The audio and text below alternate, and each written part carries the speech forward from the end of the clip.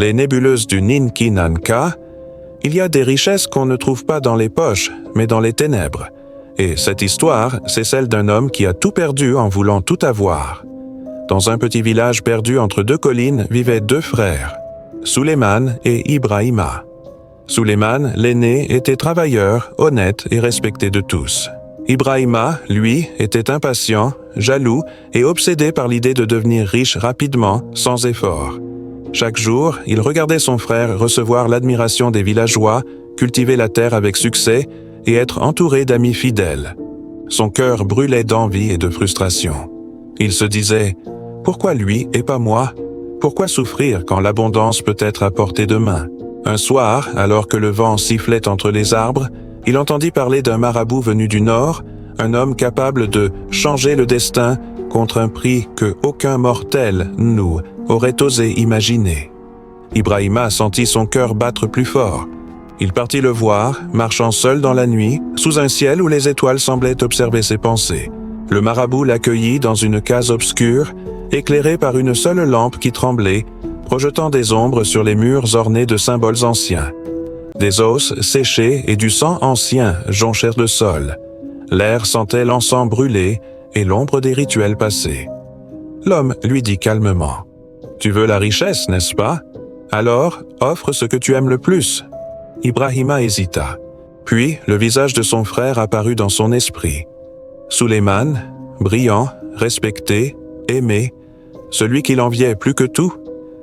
Ibrahima sentit la culpabilité le serrer, mais l'ambition était plus forte que la conscience.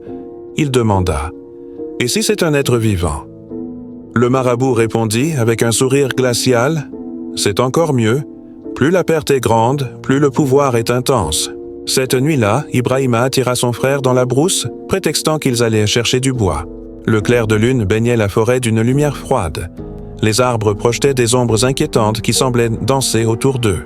Arrivé au milieu des arbres, il frappa Suleiman d'un coup de pierre. Le frère tomba, inconscient, mais ses yeux s'ouvrirent juste assez pour montrer la terreur et la trahison.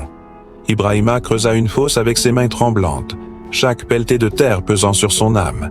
Il sentit le cœur battre sous ses mains, entendit le souffle faible de Suleiman. Et dans un dernier murmure, son frère lui dit « Que ta richesse te serve à nourrir ta honte. » Ibrahima recouvrit la tombe. La terre était froide et humide, et un vent glacial souffla comme pour murmurer des avertissements qu'il refusa d'entendre. Les jours passèrent, l'or arriva, les champs fleurirent, les villageois chuchotaient « Ibrahima a trouvé un trésor ». Il achetait, vendait, construisait, tout ce qu'il désirait semblait à portée de main. Mais chaque nuit, une voix basse murmurait sous son lit. Un souffle, une plainte, un rire étouffé. Des bruits de pas dans sa maison alors qu'il était seul. Chaque objet qu'il touchait semblait peser plus lourd, comme si le poids de son crime s'infiltrait dans tout ce qu'il possédait. Un matin, il se réveilla couvert de boue. Le sol tremblait sous ses pieds. La tombe de son frère s'était ouverte, laissant échapper une terre sombre et glaciale. Le vent emportait un murmure. « Je suis toujours là. » À partir de ce jour, tout ce qu'il avait gagné disparut. L'or, les champs, les biens, même la santé de son corps semblait le quitter.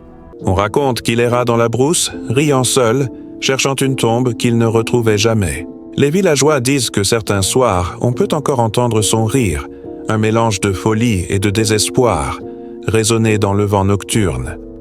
Les histoires des nébuleuses du Ninki Nanka ne sont pas faites pour être oubliées. Elles nous rappellent que certaines richesses, celles obtenues par le sang et la trahison, sont des malédictions déguisées. Si cette histoire t'a glacé le sang ou touché ton cœur, abonne-toi à Les Nébuleuses du Ninki Nanka pour ne jamais manquer nos récits interdits d'Afrique. Chaque légende porte une leçon, et aujourd'hui, la leçon est claire. La richesse sans conscience est une malédiction éternelle. Les décisions prises dans la cupidité détruisent souvent ce qu'on aime le plus. Et toi, serais-tu prêt à tout pour réaliser ton rêve, même au prix de ta propre âme ?